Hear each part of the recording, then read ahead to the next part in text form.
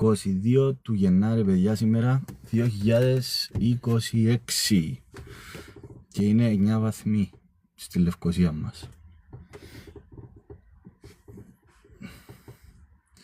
22 του Γενάρη, κοπέλια και κοπέλες. Κοπέλες και κοπέλια.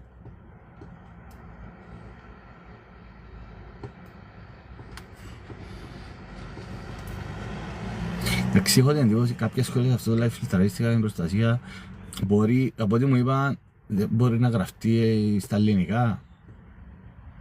Σοκάρετε τώρα, παιδιά, να δούμε που γίνεται.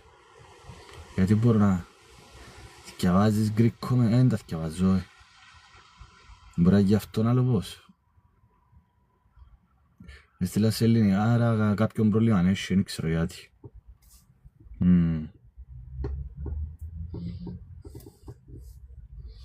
Λοιπόν, να δούμε οι συμπατριώτες μας. Να κάνουμε και κάποιες ανακοινώσεις. Ήταν που γίνεται απορία γιατί υπογράφει ως πρώτη κυρία Κασσερά. Δεν μπορεί να είναι, αφού είναι η πρώτη κυρία. Είναι η γυναίκα, η σύζυγος του Προέδρου. Ως πρώτη κυρία σε σχέση με το φορέα, φανταζόμαι. Αλλά κατά τα άλλα, αφού δεν υπάρχει στον νόμο για το... Η σύζυγος του Προέδρου, έτσι λαλεί η νομοθεσία, αλλά εντάξει, Ανδρέα μου τώρα ψηλά γραμμάτα, εντάξει, ό,τι να είναι. Πού υπόγραψε δηλαδή, βοήθαμε λίγο, γιατί εντάξει, βουρούσα σήμερα. Είναι σύζυγος, μπράβο, σωστό. Εντάξει, πού υπόγραψε την πρώτη κυρία. Να το δούμε και τούτο.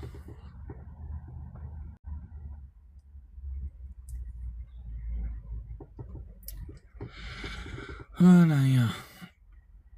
Πού υπογράψε, μπαίνουμε να δούμε. Πού σε στέλνει επιστολή, κάτι ας πούμε. Στην επιστολή που έστειλε στην Επιτροπή Θεσμών. Πότε, σήμερα. Όταν επαρετήθηκε, πότε. Εντάξει. Φίλε, μακάρι αν τούτα τα προβλήματα. Εν το σκιαβάσα, μακάρι αν τούτα τα προβλήματα, αν πειράζει. Δεν έχει προβλήμα, αν υπογράφει ως πρώτη κυρία. Γιατί δεν θα πάει για επιστολή. Λοιπόν... Δεν μπορεί να γίνεται, πώς τα βλέπετε τα πράγματα.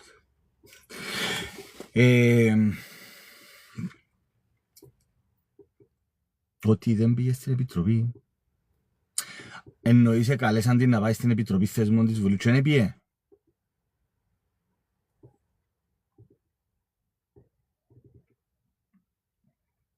Με την Άννα Αλεξούη, Άντης Καρυποστής, έλεγαν ότι έκαναν το οι Τούρκοι, το ίδιο για το βίντεο.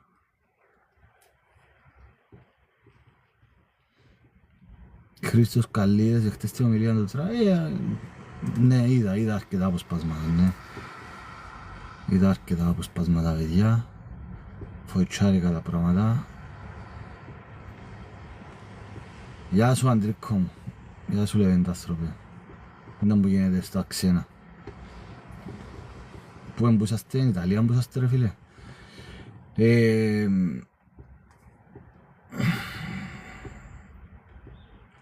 Λοιπόν, που καλά, ο άνθρωπος εγγελίος και επικίνδυνος. Σωστό, η ομιλία του Καναδού, πρωθυπουργός νομίζω που είναι. Έναν καλό που έκαμε, καλημέρα φίλε Μιχάλη, λέω ότι το ψάρι μυρίζει από το κεφάλι, βαδίζουμε σε επικίνδυνα μονοπάτια. Συμφωνώ απολύτως. Ελπίζω να μην ασχοληθεί μαζί μας όταν λέει ο φίλος ο Ανδρέας, συμφωνώ και εγώ μαζί σας παιδιά, πολλά φοητσάρικα τα πράγματα. Άρα να ασχοληθούμε με το που γίνεται, λοιπόν επειδή παρακολουθήσα το πάρα πολλά. Εντάξει, ο άνθρωπος, θέλω να δω τους όλους που... Φίλε μου, να ξέρεις ένα πράγμα, Ανδρέα μου, δεν μπορεί να χτυπήσεις, δεν μπορεί να πείσεις τους ανθρώπους, οι οποίοι είναι ταυτισμένοι, ταυτίζουν το, τέλος το είπε ο ψυχιάτρος που το είπε, επαναλάβεν το, όταν είπε το Τζορτζ Καρλίν του το πράγμα. Ανθρώποι οι οποίοι για χάρη της προσωπικότητας τους ταυτίζουν τον εαυτό τους με μια ιδεολογία, χάνουν τον εαυτό τους ουσιαστικά. Και άρα, αν πάει να χτυπήσεις, ας πούμε, το Τραμπ, είναι σαν να χτυπάς τους ιδίους. Άρα, ό,τι και να γίνει, δεν μπορείς να τους πείσεις τους ανθρώπους. Είναι τυφλωμένοι από την ιδεολογία τους. Ό,τι και να κάνεις, γι' αυτό ακριβώς εγώ θεωρώ πάρα πολλά βίντεο που μιλούν με ανθρώπους μάγκα κλπ. Δεν υπάρχει περίπτωση να πιστούν με επιχείρηματα. Είναι ταυτισμένοι με την ιδεολογία τους. Δεν υπάρχει περίπτωση. Και το συμβαίνει όχι μόνο με το Τραμπ, γενικότερα από. Ναι. Πατριώτες εισαγωγικά, έτσι είναι. Ναι, επικίνδυνα. Θέλω την άποψη σου, ο Βίκτορ Παπαδόπουλος είναι ότι χειρότερο έχει υπάρξει. Ο άνθρωπος είναι ένας βόρτος, κυριολεκτικά βόρτος, γιατί δεν καταλαβαίνει τίποτε. Είναι το μαντρόσχυλο του Αναστασιάδη, τον οποίο έβαλαν για μένα να καυγίζει και να δημιουργεί ψεύτικους λογαριασμούς στο Twitter και όχι μόνο. Αυτό είναι η δουλειά του Bulldog. Αυτή είναι η άποψή μου για τον Βίκτορα Παπαδόπουλο. Είναι η χειρότερη που θα μπορούσε να υπάρξει. Συντονιστής προπαγάνδας, σωστός. Συμφωνούμε απόλυτα. Και μάλιστα σε μια περίοδο πάρα πολύ επικίνδυνη στη διεθνή πολιτική, φύγα account έκαμε μαζί με, και με τον Χριστοδουλίδη έκαμε. Και με τον Χριστοδουλίδη. Έχει και Viber group με δημοσιο, δεν το ξέρω τούτο, αλλά είμαι σίγουρος. Είμαι 1000% σίγουρος. Εντάξει, ας πούμε, επειδή ρωτήσαμε και πριν ένας φίλος, δεν ξέρω ποιος με ρώτησε, τούτο όλο που γίνεται με την κοπέλα τούτη που είναι στη Ρωσία, είναι από προσανατολισμός. Γιατί μίλησε και νομίζω ο συνάδελφος ο Σίμος ο Αγγελίδης, ο οποίος είπε ουσιαστικά ότι είναι τόσο σοβαρά δικήματα για να αρκέψουν να ασχολείται, να βγάλουν ευρωπαϊκά ένταλμα σύλληψης, ας πούμε, για όνομα του Θεού πλέον. Εντάξει, άρα βλέπεις ότι ζούμε σε ένα βόθρο, κυριολεκτικά, βόθρο, δυστυχώς, κράτος δικαίου δεν υπάρχει, δεν πάει πιο κάτω κυριολεκτικά. Επαναλαμβάνω το βίντεο, το συγκεκριμένο, έκαναμε το πάρα πολλές φορές αναλύση, να το ξαναπώ. Μέσα στο βίντεο, το οποίο ήδη οι κυβερνώντες αποδεχτήκαν ότι είναι αληθινά και να ακούμε και βλέπουμε, υπάρχει παραδοχή πάρα πολλών ποινικών αδικημάτων. Με το πιο σημαντικό, κατά τη γνώμη μου, ο Λακκοτρίπης που λέει ρητά ότι παρακάπτουν και χειραγωγούν τις διαδικασίες για να γλιτώνουν τις κυρώσεις οι Ρώσοι ολιγάρχες και να εξυπηρετούν τις συγκεκριμένοι ολιγάρχες. Τούτο το πράγμα είναι το πλέον σοβαρό. Γιατί παρεμβαίνουμε και όσον αφορά ως μέλος μας της Ευρωπαϊκής Ένωσης και όχι μόνο.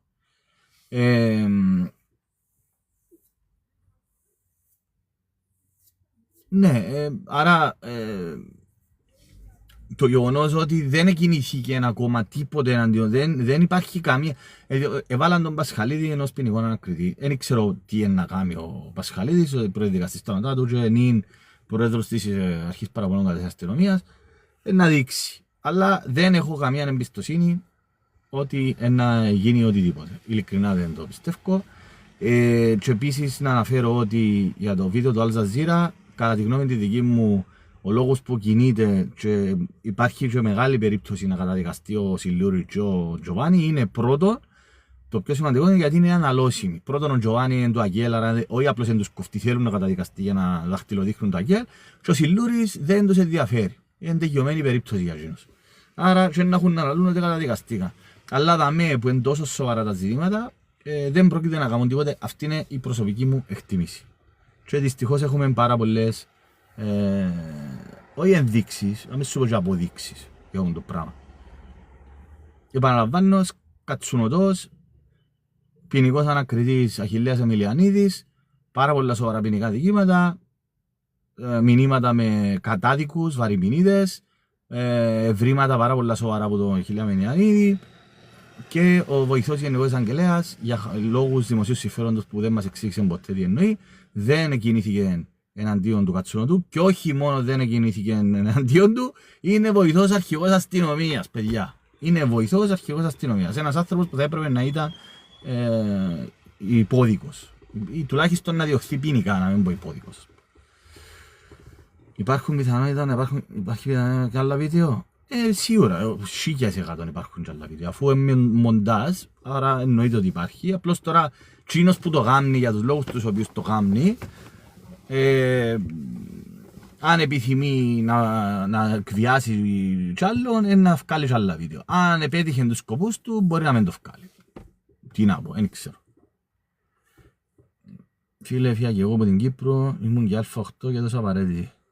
Φίλε μου, τι να πω, καλή είναι επιτυχία, εύχομαι όπου και αν πιες. Εντάξει, η Κύπρος μπορεί να γίνει κυριολεκτικά παράδεισος υπό συγκεκριμένες προϋποθέσεις. Δυστυχώς, εμείς ήδη την κάνουμε να μην είναι ο παράδεισος που θα μπορούσε να είναι. Ποιος είναι ο πιο σημαντικός λόγος που ποτέ ο κόσμος από κούρεμα αντιδρά δραστικά? Γιατί είναι βολεμένος ο κόσμος. Ιδεολογικό βόλεμα και επίσης θεωρώ ότι και ο κόσμος συμμετείχε σε μεγάλο βαθμό σε το φαγοπότη.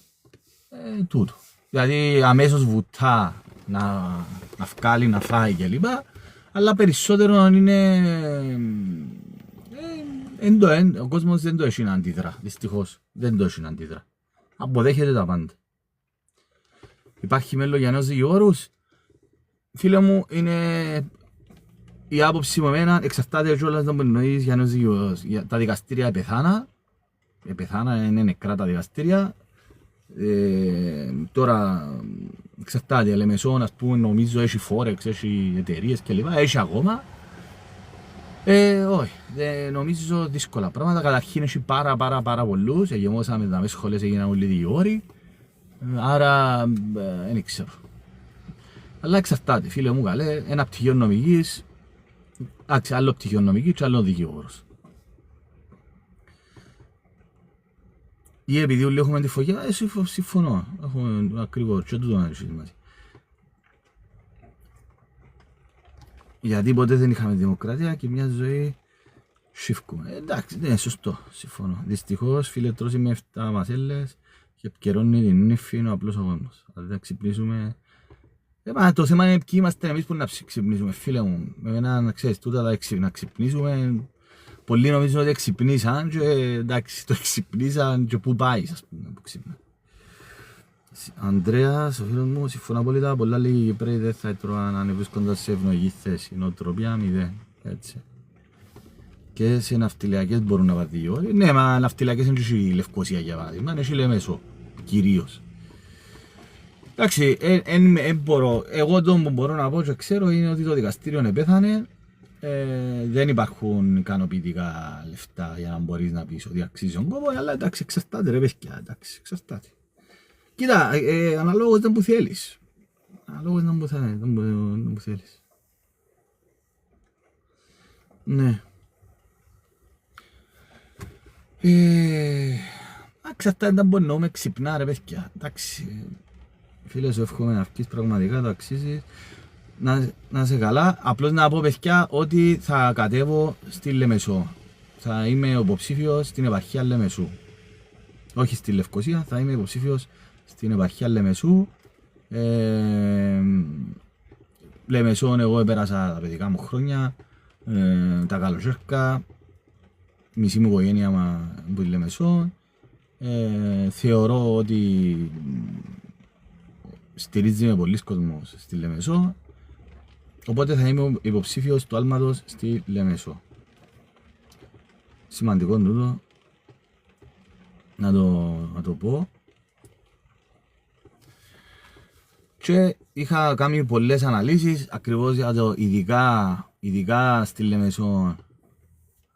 Αδάμος Χριστοφόρου, Μιχάλη, εγώ παραγωγός και θα σε ψηφίσω. Να είσαι καλά φίλε μου Αδάμο, να είσαι καλά λεβέντη μου.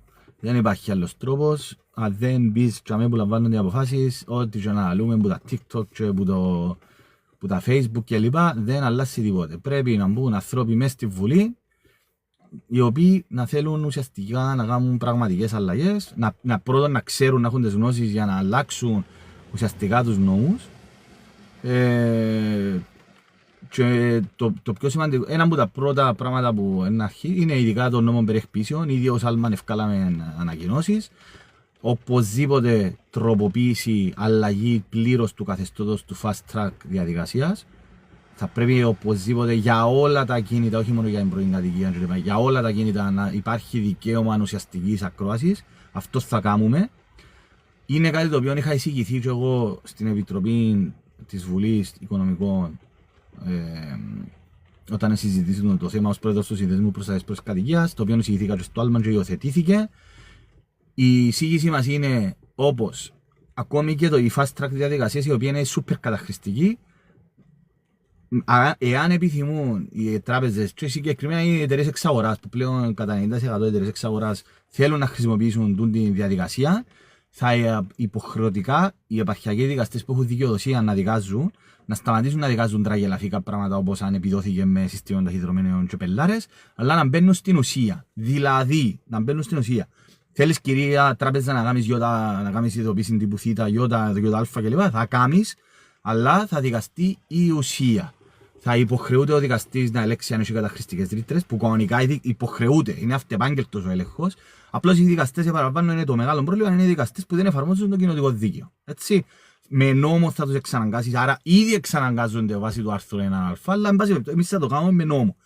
Fast track διαδικασίες θα δικάζονται η ουσία, θα φέρνω εγώ οικονομικές καταστάσεις που δικούς μου, θα φέρνει η τράπεζα αναδομημένος λόγω ότι θέλει να σφαίρουν. Θα γίνεται επί της ουσίας δίκη, αν έχει καταχρηστικές ρήτρες, αν υπάρχουν υπερχρεώσεις.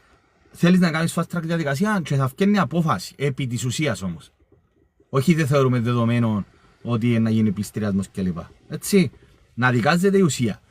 Εάν δεν περάσει το πράγμα, το αμέσως επόμενο είναι να γίνεται αγωγή, να μπορώ εγώ να κάνω αγωγή αντίον της τράπεζας, να επικαλούμε καταχρηστικότητα των ρητρών, των συμβάσεων, υπερχρεώσεων κλπ.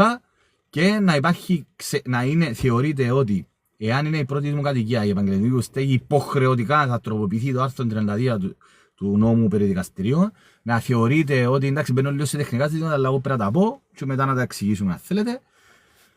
Να υπάρχει ουσιαστικά υποχρεωτική αναστολή, να μην μπορούν οι δικαστές να μην δώκουν αναστολή, εάν είναι η κύρια μου κατοικία. Και η επαγγελματική υποχρεωτικά να θεωρείται ότι θα πάθω ανεπανόρθωτη βλάβη, εάν γίνει πληστηριασμός πριν δικαστεί ουσία. Γιατί αυτή τη στιγμή έχει και πάρα πολλές αποφάσεις του Δικαστηρίου της Ευρωπαϊκής Ένωσης που λέει ότι η πρώτη κατοικία δεν πρέπει να εκποιείται και δεν μπορεί να θεωρείται ικανοποιητική αποζημίωση το να σου δώσω λεφτά, αφού έχω χάσει το σπίτι. Όχι.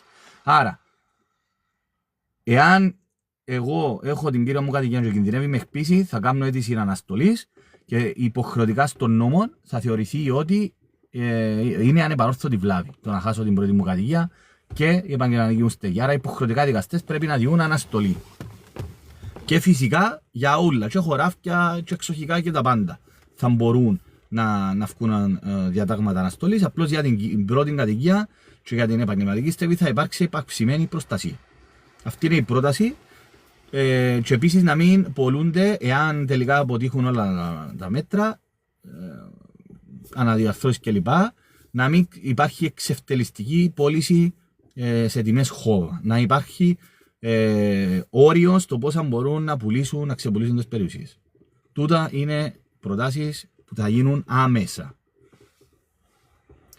Λεωνίδας Πέτρου, δεν θέλουμε αναστολή, θέλουμε δικαίωση με τις αποδείξεις που πληρώσαμε. Εντάξει φίλε μου, θα κρίνει το δικαστήριο, Λεωνίδα μου. Θα κρίνει το δικαστήριο, αυτό λέμε. Να γίνει αναστολή όμως της πληστηριασμού μέχρι να δικαστεί η υπόθεση σου. Και όσα λεφτά δεν έπρεπε να πληρώσεις, να μην τα πληρώσεις. Αυτό.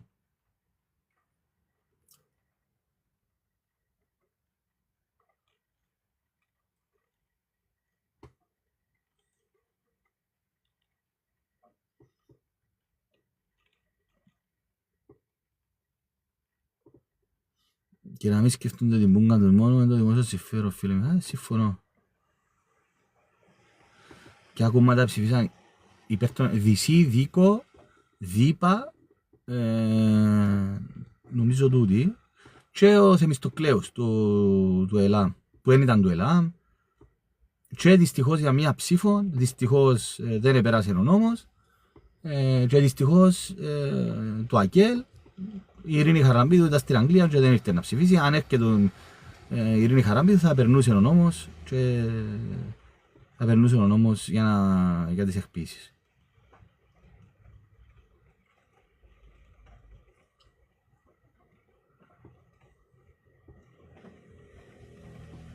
Είναι μαζί τους οι δικαστές. Καλά ρε Λεωνίδα μου, ποιος μπορεί να δικάσει. Είναι οι δικαστές που να δικάσουν, δεν μπορούν να κάνουμε δηλαδή.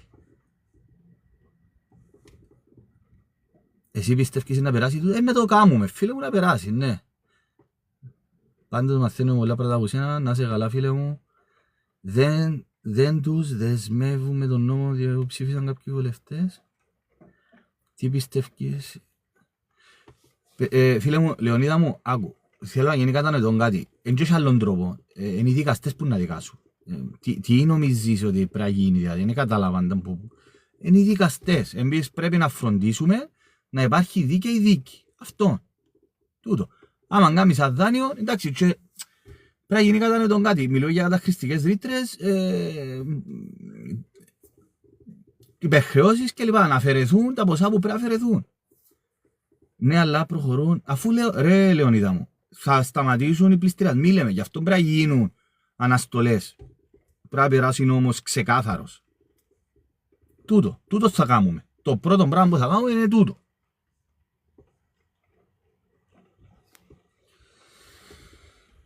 Αλλά είναι οι δικαστές που να δικάσουν. Ποιος είναι να δικάσει. Απλώς θέλω να είμαστε καθαροί. Δεν θέλω να λέω κουβέντες. Είναι οι δικαστές που να δικάσουν.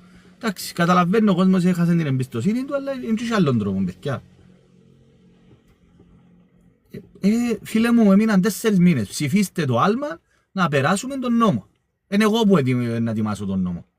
Και σίγουρα να είσαστε σίγουροι ότι εγώ θα φροντίσω να έχουμε τις κατάλληλες συμμαχίες. Θεωρώ ότι το Αγγέλ, για παράδειγμα, να ψηφίσει. Να ψηφίσει τον νόμο το συγκεκριμένο. Να φύγουμε μέσα στη μέση το δίκο και να δεις πώς θα περάσουν. Να περάσει ο νόμος τόσο που να κάνουμε. 1000%. Και να μην, προσέξτε, πολλά σημαντικό,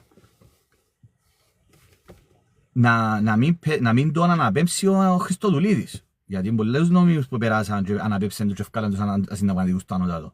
Πρέπει να το κάνουμε με τέτοιον τρόπο, ώστε να μην μπορεί να αναπέμψει. Θέλει ψήφους και το Αγγέλ, ναι. Λοιπόν, εκποίησεις, πολλά συγκεκριμένη νομοθεσία, συνταγματική μεταρρύθμιση, άμεσα πρέπει να σταματήσουν οι αυτοκρατορικές εξουσίες του εκάστοτε πρόεδρου της Δημοκρατίας. Δεν μπορεί ο κάθε πρόεδρος να διορίζει και μας έχει πάει στα ζηνίσια μας, να το πω έτσι κυπριακά, το γενικό και το βοηθό γενικό εισαγγελέα για 1000 χρόνια. Όπως μας έβαλαν το Γιώργο Σαββίδη και ο Σάββαν Αγγελίδη, ο Νίκος Αναστασιάδης, τους υπουργούς του. Τούτον πρέπει να σταματήσει. Και φίλε μου Λεωνίδα, κατώτατος μισθός για μένα είναι η ακρίβεια. Το ύψος του μισθού έχει τη σημασία του φυσικά, αλλά άμα το κόστος του είναι πάρα πολύ ψηλό και 100 ευρώ να πάει πάνω μισθός, πάλι είναι σταγόνα στον ωκεανό. Γι' αυτό ακριβώς εγώ είχα πει πάρα πολλές φορές, η στεγαστική κρίση αντιμετωπίζεται με πολλά σημαντικά συγκεκριμένα μέτρα. Από τη στιγμή που πλέον, πάρα πολλά σημαντικό. Λοιπόν, από τη στιγμή που το μισό εισόδημα μας πάει στο δάνειο και στο ενοίκιο, δεν μείνει τίποτε. Το μόνο αρνητικό είναι ότι ποτέ δεν μου άρεσε να προσωπαλατρικά. Καλά ρε φίλε μου, εγώ είμαι στο άλμα, δεν τα σχέση είναι το προσωπαλατρικό. Εσύ θεωρείς ότι εγώ να υποκύψω στον οποιοδήποτε, για παράδειγμα. Δεν έχει προσωπολατρικά κομμάτα φίλε μου. Τα πράγματα δεν υπάρχουν μες στο άλμα. Ναι, εγώ είμαι μες στο άλμα. Εντάξει, παιδιά, μην γυρεύκετε ψήλους τα σέρα. Λοιπόν, σας παρακαλώ, δείτε τις πραγματικότητες τις οποίες ζούμε. Μην γυρεύκετε τελειότητες. Είναι πολλά δύσκολες οι στιγμές που περνούμε. Πρέπει, μείναν 4 μήνες. Δείτε, πολλά σημαντικό να μπουν ανθρώποι, μιλώ για μένα τώρα, που να μπορούμε να κάνουμε επί της ουσίας αλλαγή. Αυξήσαν το φόρο ρεύας και εγώ το 19, πήγατε το πέντε σήμερα, 47 ώρα. Ναι, εγώ πιστεύω αν να βγει το αποτέλεσμα στις αποφάσεις. Γεμώσαμε κόμματα, ναι. Λοιπόν, να πω, εμένα η πρόταση μου, έχω κάνει ανάλυση πάρα πολλές, πρέπει το κράτος να έρθει και σε συνεργασία με εργολάβους που να κατασκευάζουν η κοινωνική κατοικία, όπως ακριβώς η Βιέννη για παράδειγμα, που είναι το πιο τρανταχτό παράδειγμα. Συμφωνώ, ρε μπρο, ψηφίσα εγώ λόγους τελευταία φορά. Να σε καλά, Λεβέντη μου, να σε καλά. Δεν υπάρχει άλλος τρόπος, Ανδρέα μου, και σε ευχαριστώ. Δεν υπάρχει άλλος τρόπος. Πρέπει να καταφέρουμε να μπούμε στη Βουλή και να έχουμε δύναμη το άλμα για να μπορέσουμε να κάνουμε αλλαγές. Θα κάνουμε αλλαγές, γιατί είναι η ευκαιρία μας τώρα να κατατροποθεί το δίκο, να φύγουμε στη μέση και η ΕΔΕΚ, δυστυχώς έτσι όπως την εκαταντήσα, θα φύγουν τούτοι ούλοι. Θα μπορέσουμε να περάσουμε νόμο. Εντάξει, το ΕΛΑΜ είναι το δεκανίκι του συναγερμού, το συζητώ. Θα περάσουμε νόμους, φίλε μου. Θα τους περάσουμε, τους έχουμε έτοιμους. Τα μακρά κοντά έγιναν. 4 μήνες έμειναν, παιδιά. 4 μήνες. Με την ψήφο σου μπορεί να αλλάξεις τη ζωή σου. Προσέξτε που θα δώκετε την ψήφο σας. Και έλεγχος στους εργολάβους γίνεται να βγάλουν έτσι προσφορές πολλά.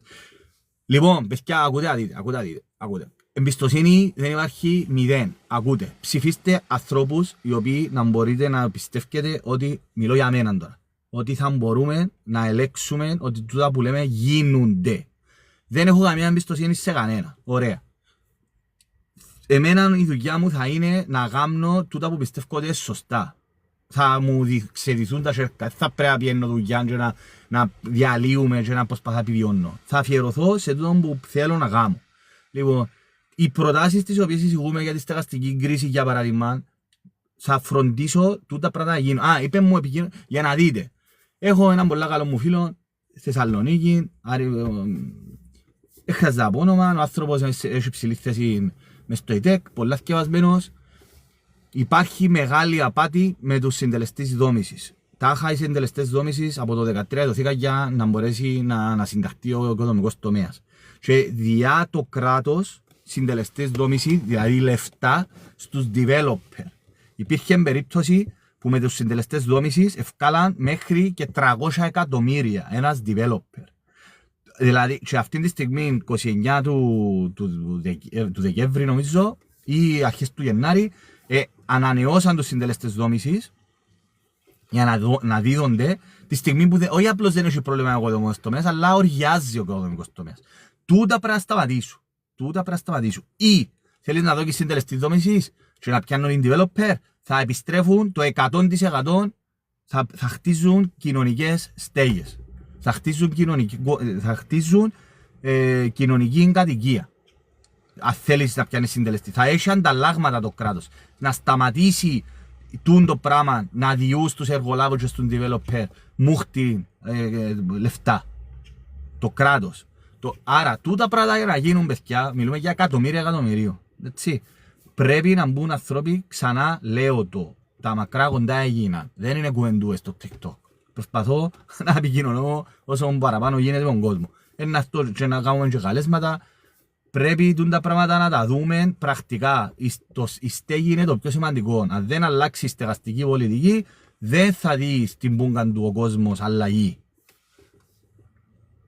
500.000 λέει ο φίλος μου. Να κατάλαβες ρε φίλε μου. Μα πού ζούμε ρε, στο Μοντε Κάρλο, που εγώ πιστεύω Μοντε Κάρλο είναι τόσο άκριβα.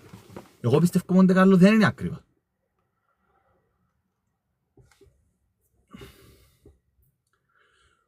Να σε καλά Λεωνία μου. Και έλεγχο που λέμε, θέλουμε πράξη αυτά που λες. Φίλε μου, πράξεις, εδώ είμαστε.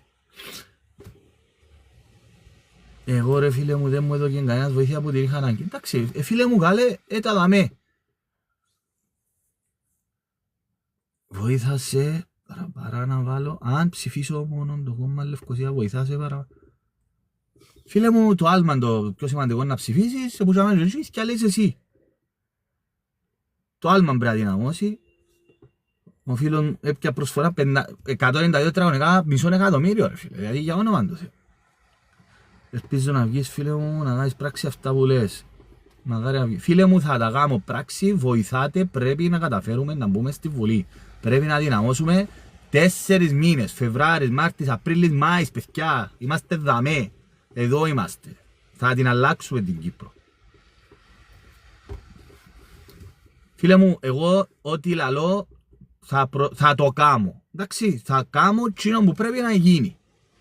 Η ιστορία μου εμένα είναι μέσα στο ίντερνετ. Βάρ' το όνομα μου να δεις. Ό,τι είπα προσπάθησα να το κάνω. Και αν δεν το κάμα δεν εξαρτάται από μένα. Γιάννης Καζάκο, έχουμε κανένα... Έκαμα ρε Γιάννη Καζάκο μου σχόλιο, εντάξει, από προσανατολισμός για να δημιουργήσουν εντυπώσεις. Γιατί τα δικήματα τα οποία κατηγορούνται είναι πελάρες, για να φτιάχνουν ευρωπαϊκά εντόλμα σύλληψης. Λεβέντη. Φίλε μου, έχω τάχα τη βοήθεια του προσφυγικού, 30.000 να πάω γαμωτάνα για να χτίσω τις 30. Και οι 30, φίλε μου, εγώ πια 8.500 λίρες. Τώρα οι 30.000 είναι καλή βοήθεια. Απλώς το θέμα είναι όσα λεφτά σου πιάσεις, άμα είναι τεράστια τα ποσά που χρειάζεται για να γάμεις, να χτίσεις, είναι σταγόνα στον ωκεανό. Άμα μου λαλείς τώρα 197 τετραγωνικά, μισόν εκατομμύριο, πού να πας σταθείς. Πού να πας σταθείς. Παρασκευάς for the will, λέει ο Χριστός ο Καλής.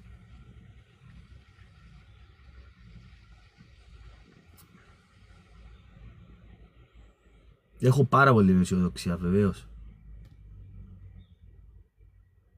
Ο φίλος μου Αντριανός, το κόστος στεγαστικού στην Κύπρο ανάλογα με Βενετία και Λονδίνο. Φίλε μου, ακριβώς, τούτα πρέπει να τα αλλάξουμε. Και επαναλαμβάνω, οι συντελεστές δόμησης, για παράδειγμα, που είναι δώρον του κράτους προς τους developer, πρέπει να σταματήσει τούτη απαράδεκτη κατάσταση που αυξάνει κατακόρυφα το κόστος. Τούτα όμως πρέπει να τα αλλάξουν άνθρωποι που θέλουν να τα αλλάξουν. Όχι άνθρωποι που εξυπηρετούν συμφέροντα, είτε τραπεζών, είτε συμφέροντα μεγάλων developer κλπ. Οτιδήποτε άλλο πέραν τον οικείο όπως είναι εμένα είναι bad investment.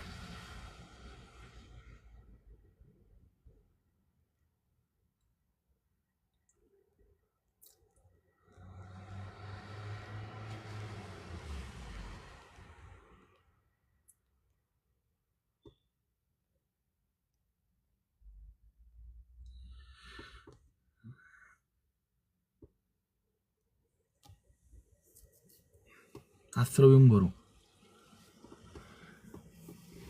Σίγουρα άνθρωποι που μπορούν, που έχουν τις γνώσεις, που θέλουν να κάνουν αλλαγές. Γεια σου, Φέδρος, καλησπέρα. Φέδρος, καλησπέρα. Βασίλης Χριστοδούλου.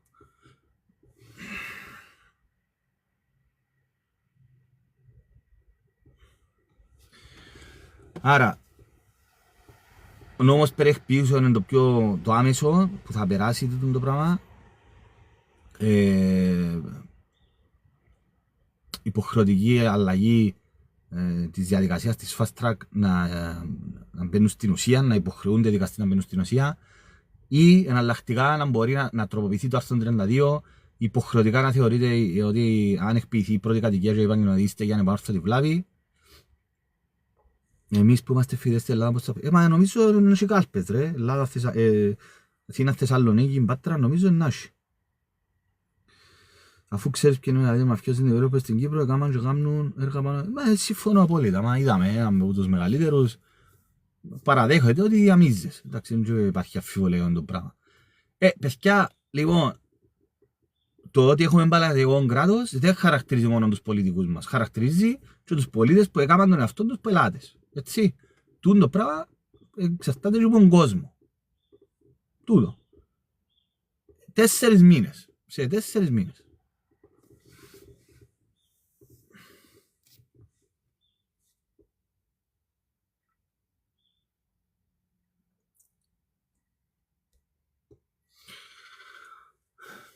Και είπαμε, συνταγματική μεταρρύθμιση. Πρέπει να αλλάξει επιτέλους το καθεστώς, το αυτοκρατορικό καθεστώς του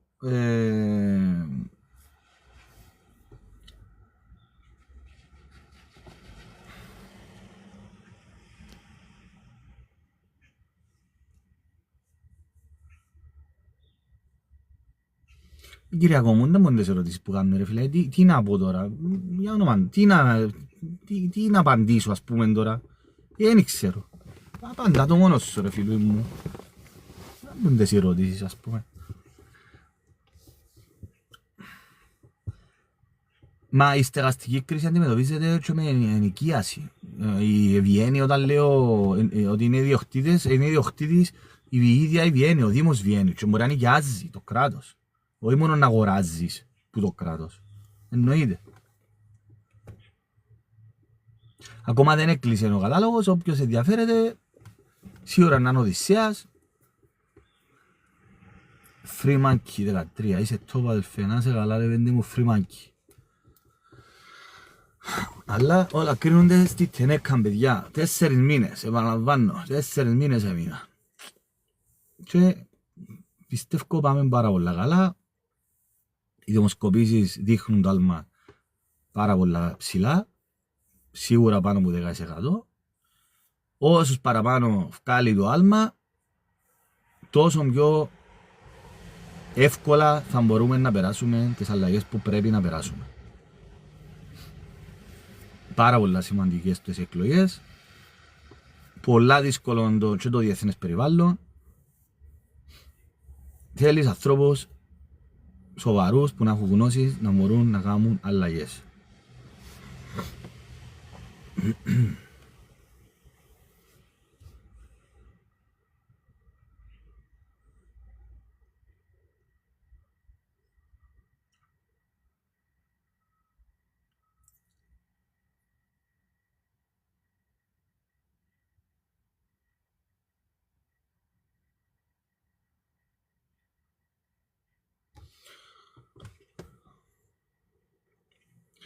Εντάξει, φίλε, πήρασαν πολλά λεφτά στο εξωτερικό, εγώ ανακάτσα σας πάντως και αναγκάζω τους Κυπρέους. Μόνο για τη μάσα. Ναι.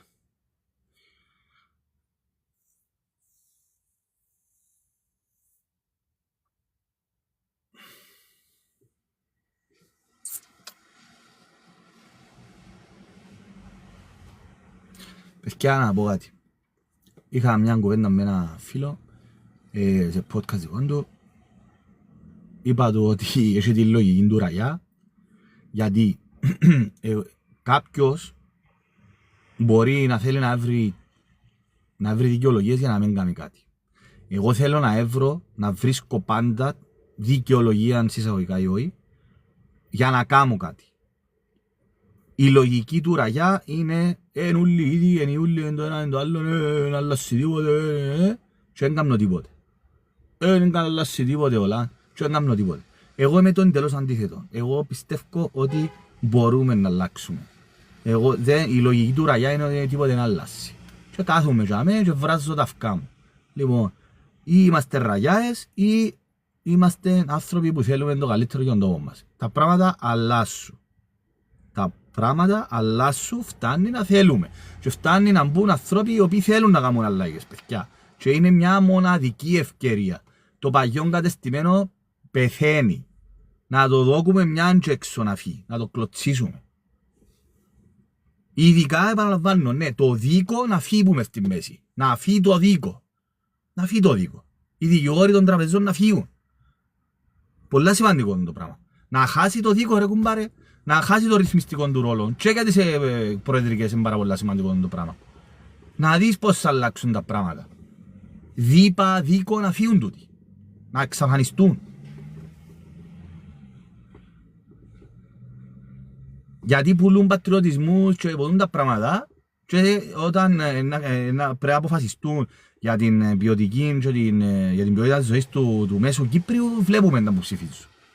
Αλλά, επαναλαμβάνω, όχι στον λαϊκισμό, όχι στον λαϊκισμό. Είναι πολλά σημαντικό να υπάρχει σοβαρότητα σε όλα τα ζητήματα. Όχι μεγάλα λόγια, γενικότητες, αοριστολογίες. Πολλά συγκεκριμένες πολιτικές που πρέπει να έχουμε. Τούτο που θα προσπαθήσω εγώ να κάνω είναι ακριβώς να υπάρχει, να είσαι ρεαλιστής στο τι γίνεται στον κόσμο και γιατί μπορούμε να πετύχουμε. Τώρα μιλώ γενικά, όχι μόνο για την εσωτερική πολιτική.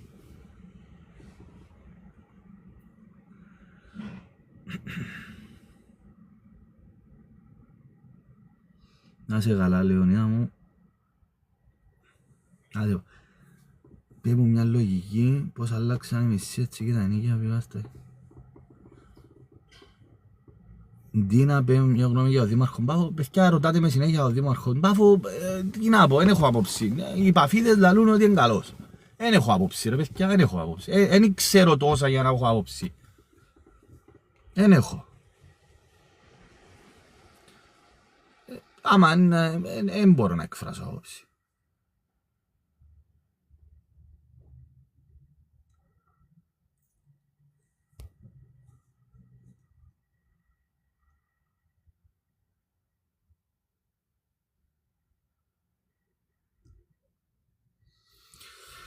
Πες μου μια λογική πως αλλάξαμε έτσι και τα ενίκια πήγα στα... Φίλε μου, πρώτον, άμα νουλα πάσει στα... ανοίγει ο καθένας στο στόμα του και ζητά όσα θέλει. Λοιπόν, πρέπει να φύγω παιδιά, θα μιλήσουμε ξανά.